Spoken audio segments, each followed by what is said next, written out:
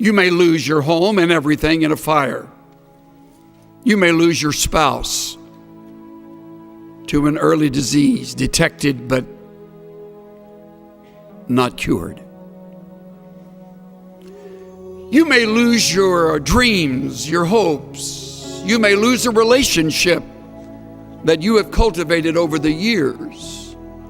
All losses are painful. And you will be brought back over and over again to the words of Proverbs chapter 3, verses 5 and 6. I know. You memorized them in Vacation Bible School or when you were growing up at the knee of a godly mother and or father, and your lips will move as I quote them. Trust in the Lord with all your heart, and lean not to your own understanding. In all your ways, acknowledge him, and he will make your paths straight. All your heart, all your ways, trust. Trust. Now, we have a problem with this because of several things. First of all, we are to blame self-sufficient. We have learned how to get ourselves out of jams rather than acknowledging the jam has very well been either directed or permitted by our sovereign God to teach us. And by not trusting him, we short-circuit the test and go our own way, getting ourselves out of our own mess. We're too self-sufficient. Another reason we fail this test is because we're too quick to call on others. We have a lot of very capable friends. As life unfolds and you leave this school and you're involved in your church, your work of ministry, your realm of responsibility, you'll meet other people. Many of them much smarter than you are. Most of them richer than you are. Better connected than you are. And some of them will become good friends. And they will become your crutch. You'll trust them rather than the Lord your God, because they're right there and they have connections. And when you're up against it, they'll get you through it. Another reason we don't trust is because we feel distant from the God of heaven. Don't feel too guilty about that. So did Job, as godly as he was.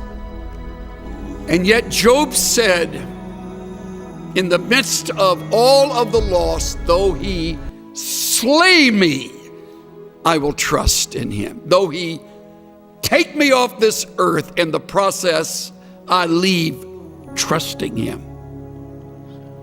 I will trust him. The fourth reason I would name is that we have cultivated the bad habit of worry. Many of you are much better at worrying than you are at trusting.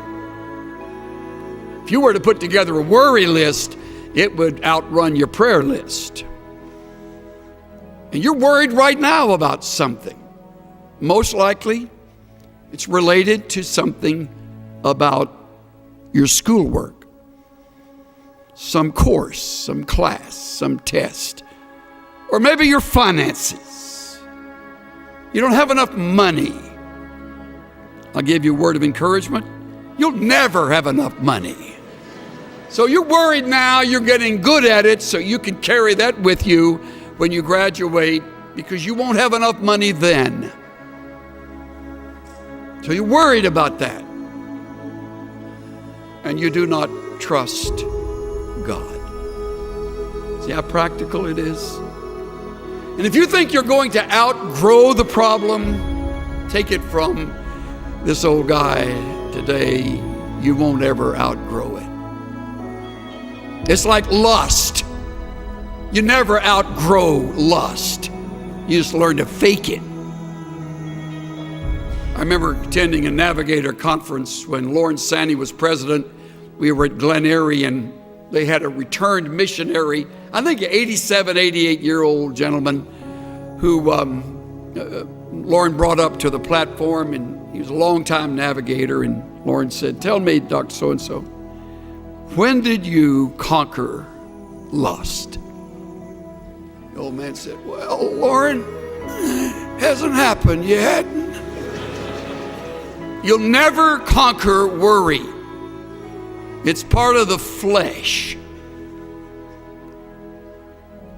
You want to, but the only way you will get through it so that you will learn from the test is to trust.